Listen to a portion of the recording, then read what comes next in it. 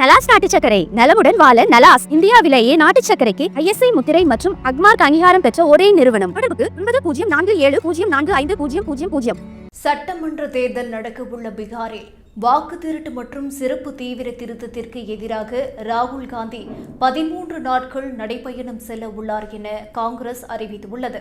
இதுகுறித்து பேசியுள்ள காங்கிரஸ் அமைப்பு பொதுச் செயலாளர் KC வேணுகோபால், மக்களின் ஓட்டு இந்தியாவின் அரசமைப்பு மற்றும் ஜனநாயகத்தை காப்பாற்ற பீகார் முழுவதும் ராகுல் காந்தி, தேஜஸ்வி யாதவ் மற்றும் இண்டி கூட்டணியின் தலைவர்கள் வாக்காளர் அதிகார யாத்திரையை மேற்கொள்ள உள்ளனர்.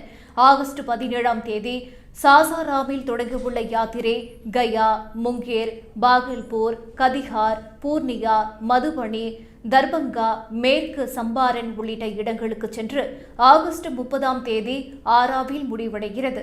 மக்களின் வாக்குகளை திருட சதி செய்வதவர்களையும் நாட்டின் ஜனநாயக அரசமைப்பை அழிக்க நினைப்பவர்களையும் மக்கள் கண்டிப்பாக தண்டிப்பார்கள் என்று தெரிவித்தார்.